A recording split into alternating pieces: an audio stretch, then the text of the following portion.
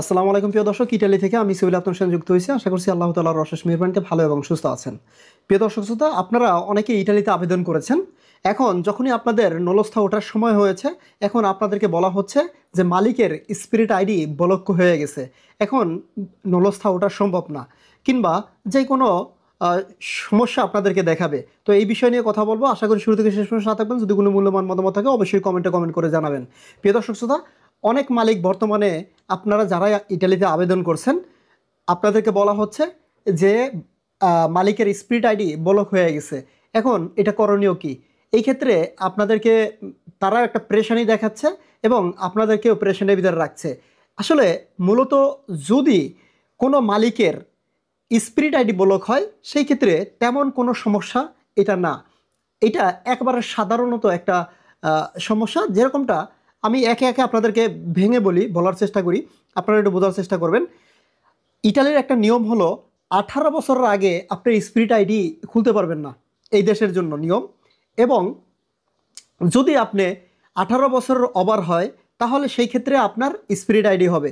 এবং স্পিরিট আইডিতে আপনার যে কোনো ব্যবসা বাণিজ্য, যেই কোনো জিনিস স্পিরিট আইডি দিয়ে কী করে, স্পিরিট আইডির ভিতরে দেখা গেছে আপনার যে সকল ডকুমেন্টসগুলো, সেই সকল ডকুমেন্টসগুলো তারা এই স্পিরিট আইডির মাধ্যমে দেখতে পায় এবং সেখান থেকে বের করে তারা নিতে পারে। যেরকমটা আপনি আবেদন করলেন, আপনি পেরফুত্তরায় আবেদন করলেন, কিংবা কস্তুরায় গিয়ে আপনি যে কোনো জিনিস আবেদন করলেন, আপনি চাইলে আপনার স্পিরিট আইডি থেকে আপনি দেখতে পারবেন। এবং সেখান থেকে যদি ফুলফিল হয়, হ্যাঁ, আপনার ডকুমেন্টসগুলো যদি ফিল আপ হয়ে যায়, সেই ক্ষেত্রে আপনি আপনার স্পিরিট আইডি থেকে দেখে আপনি বের করতে পারবেন। মানে এটাই হলো ইটালির স্পিরিট আইডি। এবং এই যে স্পিরিট আইডি যদি ব্লক হয়ে যায়, তাহলে করণীয় কি? সেই ক্ষেত্রে দেখা গেছে স্পিরিট আইডি যে সার্ভিস আছে, সেখানে আপনার ফোন দিয়ে সেটি ঠিক করতে পারে, কিংবা আপনার ইটালির কমিউনিটি গিয়ে সেটিকে ঠিক করতে হবে। তবে এই ক্ষেত্রে হয়তো কিছুটা টাকা পয়সাও লাগতে পারে। তবে 12 ইউরো কিংবা কত ইউরোর মতো জানি লাগে না, এখন মনে হয় লাগে কিনা জানি না, তবে এতটুকু আমার জানা নাই।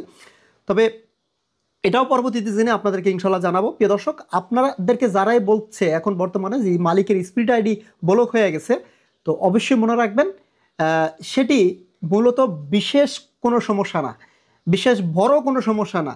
এই নিয়ে আপনারা অনেকে বিভ্রান্তর ভিতরে আছেন যে মালিকের স্পিরিট আইডি ব্লক হয়ে গেছে, এখন কি হবে। এ নিয়ে আমাকে অনেক ভাই আমাকে কমেন্ট করছেন, জানতে চেয়েছেন। আমি মেসেজেও আপনাদেরকে রিপ্লাই দিয়ে দিছি। এবং অনেক ভাই ব্রাদার আছে, তারা আমাকে জিজ্ঞেস করলো যে ভাইয়া এই ঘটনা, ভাই এখন কি অবস্থা, কি হবে। তো সেই ক্ষেত্রে যতটুকু আমি জানতে পেলাম আমার মালিকের কাছ থেকে, সে আমাকে যতটুকু বললো আমি আপনাদেরকে ততটুকু বোঝানোর চেষ্টা করলাম। যেহেতু আমার মালিক, আপনারা জানেন যে মোটামুটি 300-350 মানুষের আর একটা কোম্পানি রয়েছে, সেগুলো ক্লিয়ার হয়েই আপনাদের কাছে কথাগুলো বললাম। প্রিয় দর্শক শ্রোতা, আপনারা কেউ বিভ্রান্ত হবেন না। যদি কোনো মালিক আপনাদেরকে বলে যে আমাদের স্পিড আইডি ব্লক হয়ে গেছে, এখন আর আমাদের কিছু করা সম্ভব নয়, এই সেই, তাহলে মনে রাখবেন তারা 2 নম্বর বাটপার।